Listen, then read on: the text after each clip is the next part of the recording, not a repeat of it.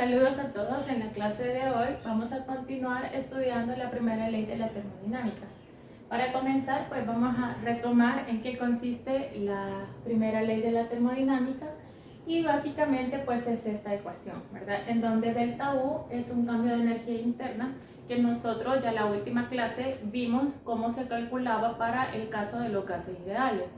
Vimos que la energía interna en un momento determinado para un gas se calcula como los grados de libertad del gas entre 2 por NR por la temperatura absoluta, ¿verdad? N, los moles del gas, R, la constante de los gases ideales, que la vamos a trabajar como 8.314, esto en joules sobre mol Kelvin, y luego la temperatura en Kelvin, ¿verdad? Tiene que ser la temperatura absoluta. Estos grados de libertad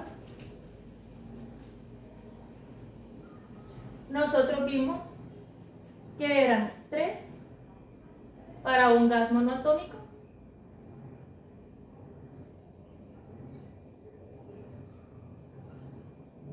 5 para un gas diatómico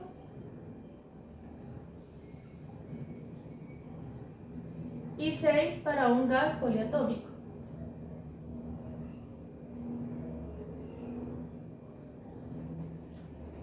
Entonces, con esto nosotros podemos ver que los grados de libertad pues, son un valor constante para cada gas. Los moles, pues si se trata de un sistema cerrado, va a ser un valor constante porque la cantidad de materia va a ser constante. R es la constante de los gases ideales y que lo único que podría cambiar la energía interna de un gas ideal es la temperatura y que la energía interna es directamente proporcional con la temperatura absoluta del gas. Luego, nosotros planteamos, ¿verdad? Ya teniendo la energía interna para un estado en donde la temperatura esté, nosotros pues planteamos el cambio de energía interna para un proceso en donde comienza con una temperatura T1 y termina con una temperatura T2. Como todo esto es constante, pues serían parte del factor común de la resta delta U, que es U final menos U inicial, y entonces eso daría NR por delta T. Bueno, grados de libertad entre 2, NR delta T. Entonces ahí otra vez podemos ver que si la temperatura no cambia, pues entonces tampoco va a cambiar la energía interna. Esta parte de acá nosotros la encontramos pues en la clase pasada analizando los choques que hay en las moléculas de los gases ideales entre ellas mismas y contra las paredes de un recipiente sin asumir ningún tipo de proceso en específico, ¿verdad? Sin suponer, por ejemplo, que el volumen sea constante, sin suponer que no hayan cambios de presión ni nada por el estilo, simplemente salgan ahí con sus moléculas chocando, ¿verdad? Y entonces nosotros determinamos que la energía interna sería esta. Entonces, si el proceso por el cual pasa el gas no importa para poder calcular el cambio de energía interna o la energía interna en un estado determinado, entonces esta es una función de estado.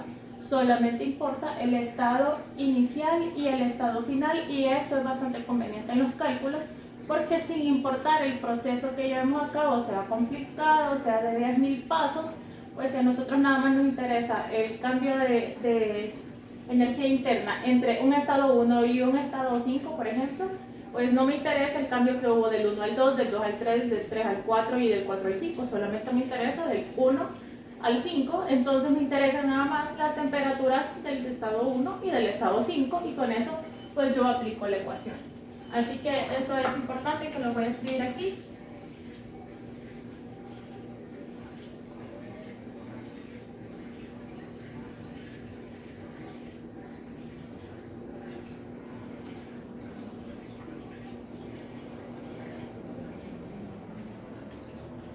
Luego con la parte del calor, pues ya nosotros habíamos estado estudiando cómo se calculaba en los cambios de estado y en los cambios de temperatura.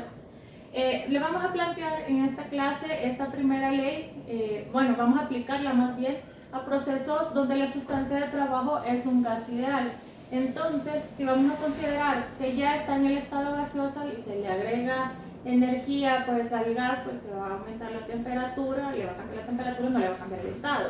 Además que si es un gas ideal, pues se supone que las fuerzas de atracción intermolecular son despreciables, pues entonces no se va a condensar el gas. Vamos a suponer que aunque lo enfriemos, aunque lo comprimamos, pues de todas maneras permanece en fase gaseosa. Entonces, acá lo que tendríamos sería un moles, porque bueno, los calores específicos para los gases se calculan más que todo en moles, ya vamos a ver eso más adelante, o sea, no por kilogramos, sino por mol. Sería moles por calor específico o capacidad calorífica molar, ¿verdad? Que lo vimos así con ese nombre, y el cambio de temperatura. Entonces, la diferencia va a ser que el calor específico, pues vamos a utilizar el que se aplique a cada uno de los procesos. Si es un proceso a presión constante, vamos a ocupar un calor específico a presión constante. Si vamos a hacer un proceso a volumen constante, entonces vamos a utilizar un calor específico para volumen constante.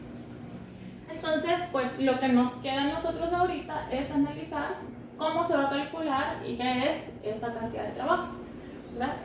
Bueno, acá tengo un pistón. En la parte de acá, pues estos puntitos representan las moléculas del gas. Y estas moléculas del gas, cuando chocan contra esta pared, ¿verdad? Que es un pistón, ¿verdad? Es como si fuera un émbolo, ¿verdad? Esta pared es móvil.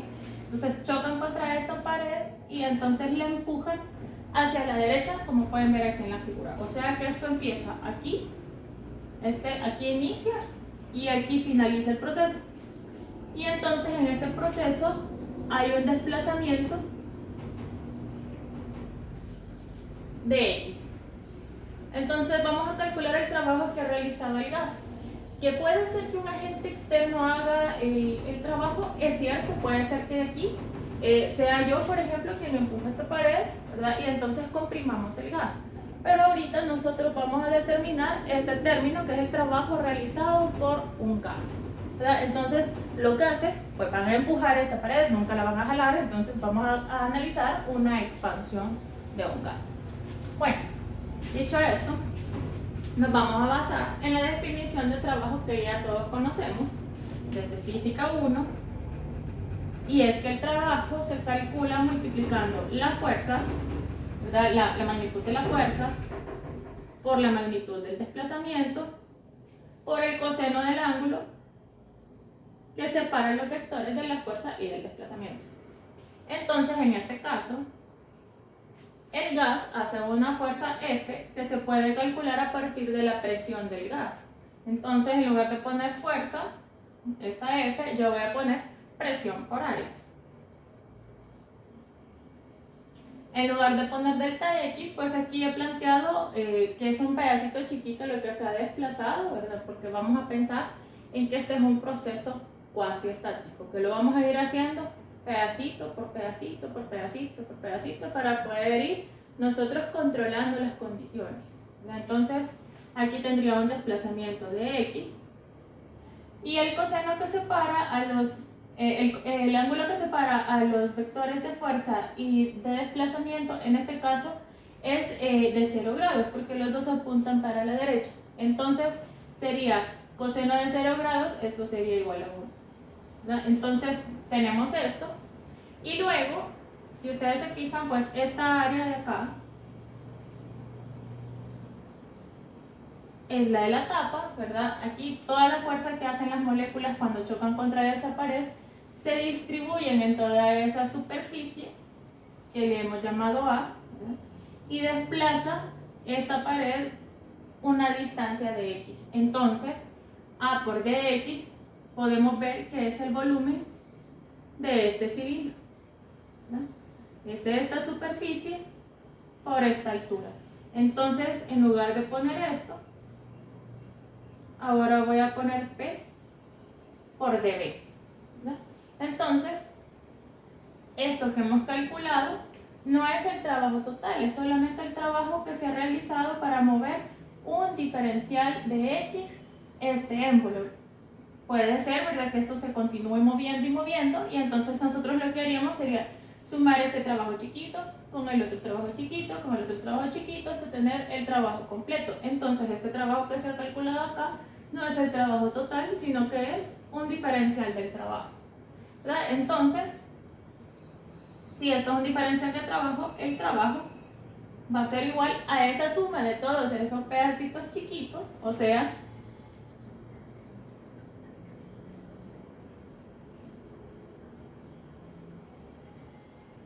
lo que hemos hecho es esta presión por este diferencial de volumen. ¿Ya? Hemos sacado esto, luego sacaríamos esto, luego sacaríamos esto y así sucesivamente, y usted ya se imagina que lo que vamos a hacer es integrar, ¿verdad? Para sacar toda esta parte, y entonces esta área debajo de la curva P por dB, eso va a ser el trabajo.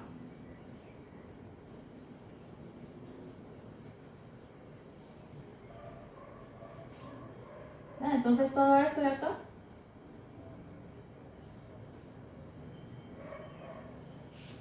sería el trabajo. Esta sería la definición genérica. Entonces nosotros podríamos tener, por ejemplo, una presión constante, por decir algo, ¿verdad? Un proceso de presión constante. Entonces sacaríamos la presión de la integral y resolveríamos esa ecuación. O por ejemplo, podríamos tener una curva, vaya, por ejemplo, podría ser alguna forma geométrica, y entonces nosotros podríamos sacar el área debajo de la curva mientras el gráfico sea presión contra volumen, ¿verdad? Y entonces tendríamos nosotros el trabajo realizado por el gas. O puede ser, ¿verdad? También que nosotros tengamos alguna ecuación que relacione la presión con el volumen para poderlo sustituir acá y entonces poder resolver por integración. Ahora también cabe la aclaración, ¿verdad? De que este trabajo, como ustedes pueden ver, si dB es positivo, o sea, si el volumen va aumentando, entonces el trabajo va a ser positivo. O sea que el gas hace trabajo cuando se expande, y era lo que les mencionaba, el gas siempre va a empujar la pared, nunca la va a jalar. Si se comprime un gas, entonces quiere decir que alguien de afuera es quien ha empujado esa pared y por tanto alguien de afuera es quien hizo el trabajo. Y para nuestra definición eso tendría un valor negativo. Cuando dB sea negativo, entonces el trabajo va a ser negativo. Y eso querría decir que un agente externo hizo el trabajo. Si nos dio positivo, entonces quiere decir que se trata de una expansión y quien hizo el trabajo fue el gas. Y aquí, ¿verdad? Cuando nosotros dibujemos las gráficas de presión contra volumen para poder determinar el trabajo o para poder representar gráficamente el trabajo, vamos a utilizar flechas que indiquen el sentido del proceso. Por ejemplo, acá, si el inicio es este y el final es este, entonces yo lo que voy a hacer es que voy a poner una flechita que indique el sentido del proceso, ¿verdad? Aquí está.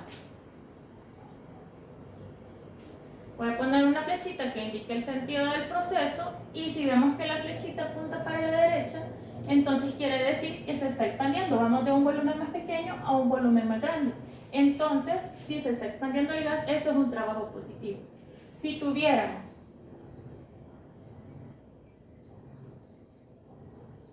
un proceso así, el trabajo siempre se calcularía de esta manera, pero aquí el trabajo sería negativo. ¿No? Entonces, por eso es importante que nosotros pongamos, ¿verdad?, el sentido en que se está haciendo el proceso, y nosotros tenemos que analizar al final el signo que tiene, porque a veces podría ser que pues, los límites de la integración están al revés, o en las ecuaciones que vamos a encontrar algunos volúmenes los pusimos al revés, o algunas temperaturas están al revés, y entonces pues ya nos dio diferente, ¿verdad? Pero entonces hay que verificar que cuando se trate de una expansión el trabajo nos dé positivo, y cuando se trate de una compresión el trabajo nos va a dar negativo, ¿verdad? Y así con el signo que nos va a dar, así lo vamos a sustituir en la primera ley de la termodinámica, ¿verdad? Bueno, entonces vamos a aplicar ya esta definición a procesos en específico para gases ideales. El primer proceso que vamos a analizar es el proceso isocórico.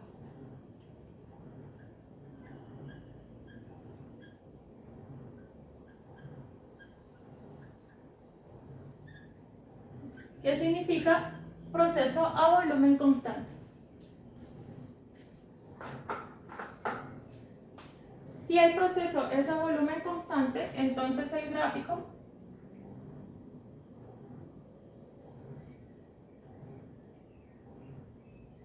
todos los gráficos van a ser PV, ¿verdad? Por la definición que tenemos de trabajo, ¿verdad? Es integral de la presión con respecto al volumen. Entonces el volumen va a ir en el eje de las X, ¿verdad? Y la presión va a ir en el eje de las Y. Entonces, en el proceso isocórico, como es volumen constante, vamos a dibujar una línea vertical. Por ejemplo, si se trata de un aumento de presión a volumen constante, entonces la flechita la dibujaría de esta forma. Ahí pueden ver ustedes que el trabajo es igual a 0. ¿Por qué? Pues porque no hay área debajo de la curva, o porque el dB es igual a 0. Entonces aquí el trabajo es igual a 0, y si planteamos la primera ley, entonces nos quedaría que delta U es igual al calor.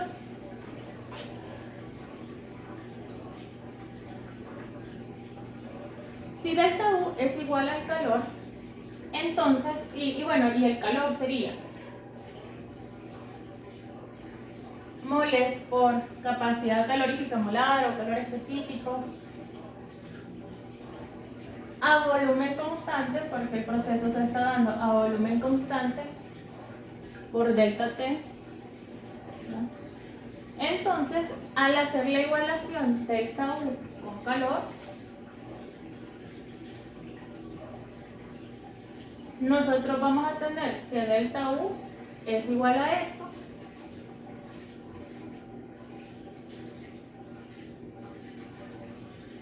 y que el calor es igual a esto.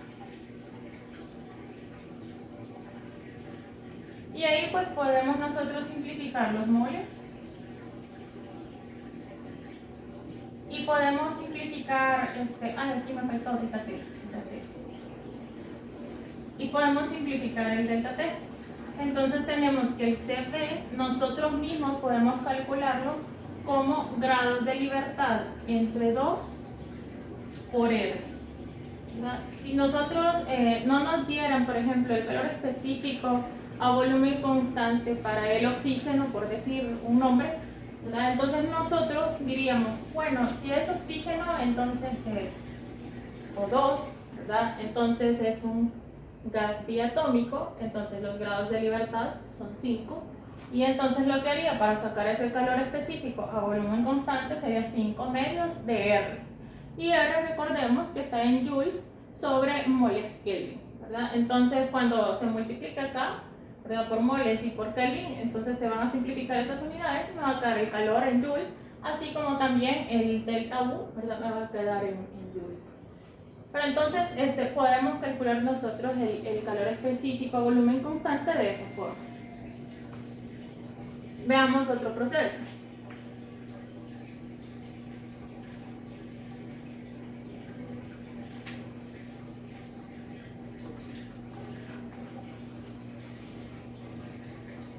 Ahora vamos a ver el proceso a presión constante,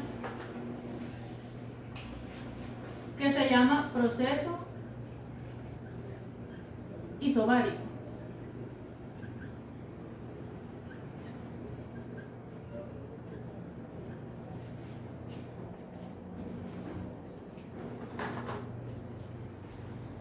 Si esa presión constante, ahora en la gráfica,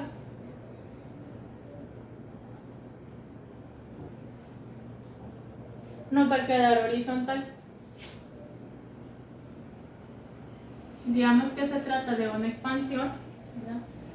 Entonces esto sería el inicio, bueno, esto sería el volumen inicial, y esto sería el volumen final. Y este proceso se está dando a una presión P, ¿verdad? Entonces el trabajo sería toda esta área. Este sería el trabajo. O, por ejemplo, si nosotros sacamos la definición general del trabajo como integral de P por dV, entonces la presión saldría de la integral y nos quedaría P por la integral de dV. Esto desde el volumen inicial hasta el volumen final. Entonces el trabajo sería P por delta V. Esto solamente si la presión es constante. Si la presión no es constante, entonces no se puede ocupar esta ecuación. Entonces tenemos aquí ya esta definición. Ahora vamos a analizar un poquito la primera ley para este caso, ¿verdad? La primera ley es la misma, que delta U es igual a calor menos trabajo, pero ahora la voy a escribir de manera diferencial. Delta U, ¿verdad?, es los grados de libertad por N por R entre delta T.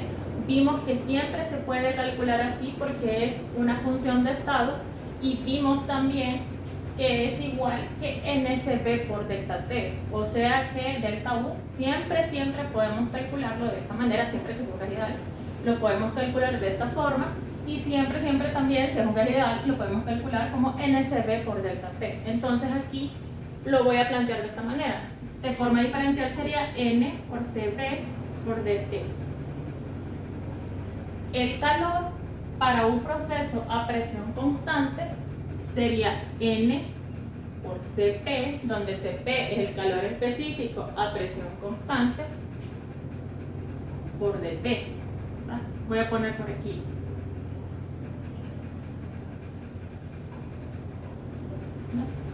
Para que se vea de dónde salió esto. Y luego el trabajo, que ya vimos que es presión por delta V, ahorita lo voy a escribir de forma diferencial, entonces sería P por dV. Lo voy a replantear, el trabajo.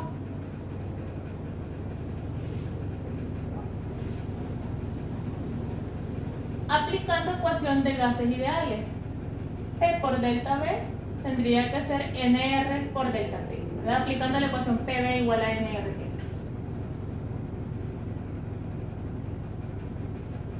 Entonces queda así, y podemos ver que todos los términos tienen moles, entonces los puedo simplificar. Que todos los términos tienen un diferencial de temperatura, entonces también lo puedo simplificar. Y lo que me queda es que el CD es igual a Cp menos R. Por tanto, si yo ya tengo el Cb porque conozco el gas, por ejemplo, el oxígeno, y entonces yo digo son 5 medios de R, ¿verdad? El Cb, el valor de R ya lo conozco, es la constante de los gases ideales, entonces yo puedo despejar el Cp. El Cp es igual al Cv más R. Y aquí pueden ver ustedes que el calor específico a presión constante siempre va a ser mayor que el calor específico a volumen constante.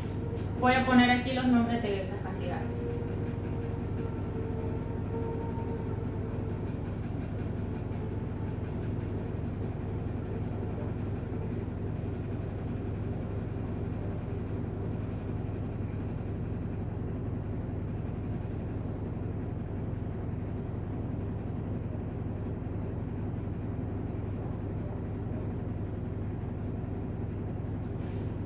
Entonces aquí pueden ver ustedes que el calor, ahí sí importa cuál es el proceso que vamos a seguir. Nosotros vimos que para el proceso isocórico, como es a volumen constante, entonces hacemos NCB por delta T. Y aquí, como es a presión constante, entonces hacemos NCP por delta T, para sacar el calor. Pero para sacar delta U, nosotros vimos en función de estado, se ocupa la misma ecuación. Lo que pasa es que nosotros ya vimos que esto es igual que esto. Lo que pasa es que lo vimos hasta ahora cuando analizamos el proceso isocórico, pero la conclusión es esta, ¿verdad? Entonces podemos plantearlo ya sea así o así, ¿verdad? Entonces lo aplicamos acá, y aquí encontramos nosotros una relación de calor específico a presión y a volumen constante, ¿verdad? Entonces ya nosotros podemos calcularlo en caso de no tener ese dato. Si tuviéramos los valores experimentales, los valores medidos experimentalmente, pues es mejor trabajar con ellos, porque no se está haciendo la suposición de que es un gas ideal y podríamos trabajar con un valor real, ¿verdad? Bueno, vamos a continuar. Ya vimos proceso isocórico, proceso isobárico, vamos con proceso isotérmico, que eso significa temperatura constante.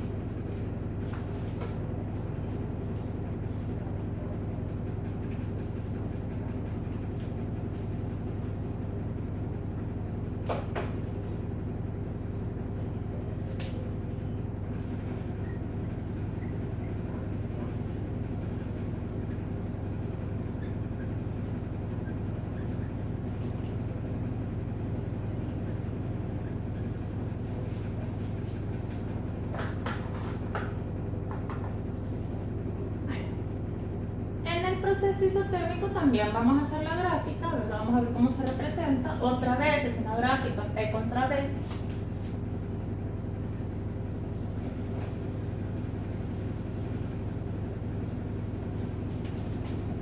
Y como es esta gráfica, bueno, si la presión es constante, el volumen no es constante, pues no es ni vertical ni horizontal, naturalmente, ¿verdad? Pero nosotros sabemos que PV es igual a nRT. Vamos a trabajar con un sistema cerrado, o sea que los moles van a ser constantes. Entonces acá podemos ver nosotros que si esto es constante, entonces esto es constante. El sistema es cerrado, los moles son constantes. Esta es la constante de los gases ideales. Y ahorita estamos analizando el caso específico de la temperatura constante. Entonces todo este producto es constante, por tanto este producto también debe de ser constante.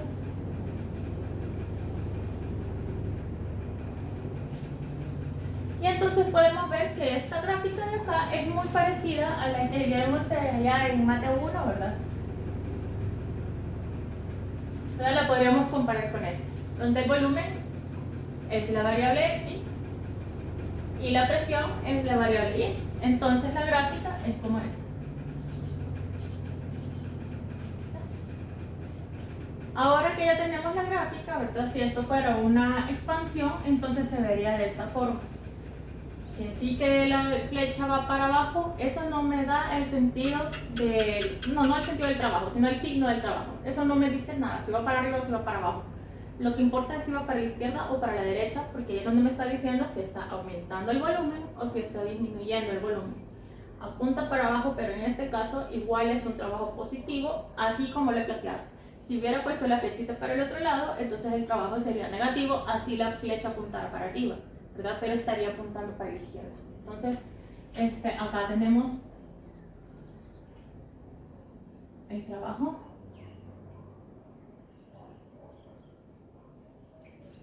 ¿Verdad?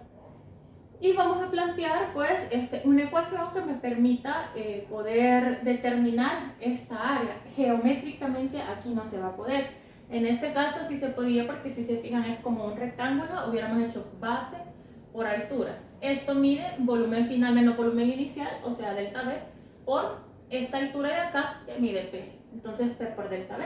Se puede hacer de manera geométrica y nada más nosotros nos fijaríamos en el signo, ¿verdad? Para podérselo poner en la respuesta.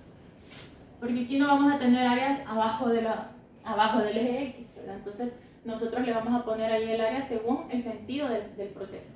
Bueno, en este caso lo que vamos a hacer es, bueno, no sabemos geométricamente cómo calcular esa área, entonces vamos a integrar.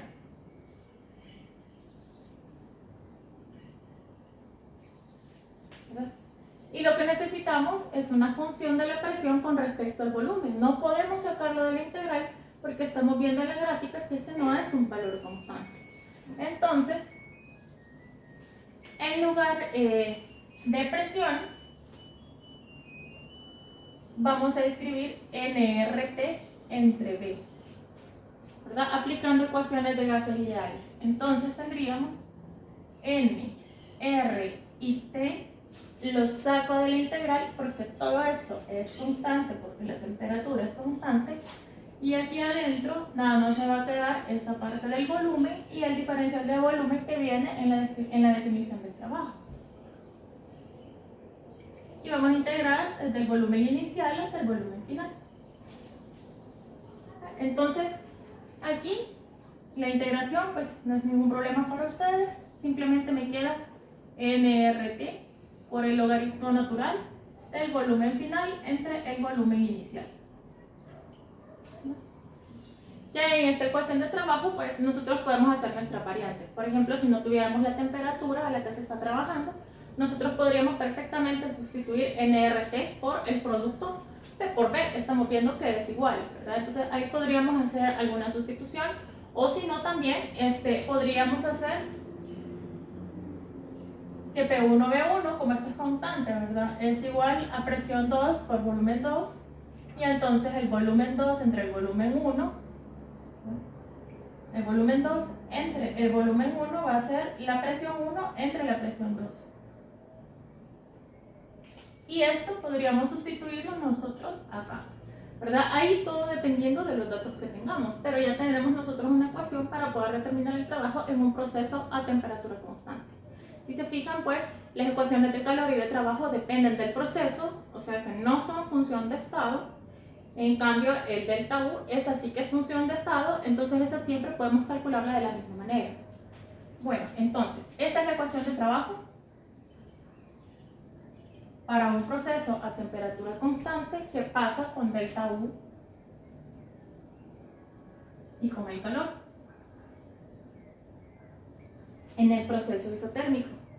Bueno, delta U nosotros vimos que depende únicamente de la temperatura inicial y final, y como aquí la temperatura es constante, o sea, esto es NCB por delta T, y aquí delta T es igual a 0, entonces esto es igual a 0. Y lo que me queda es que el calor es igual al trabajo. Esto cuando la temperatura es constante. Entonces, esta misma ecuación me sirve a mí para sacar el calor.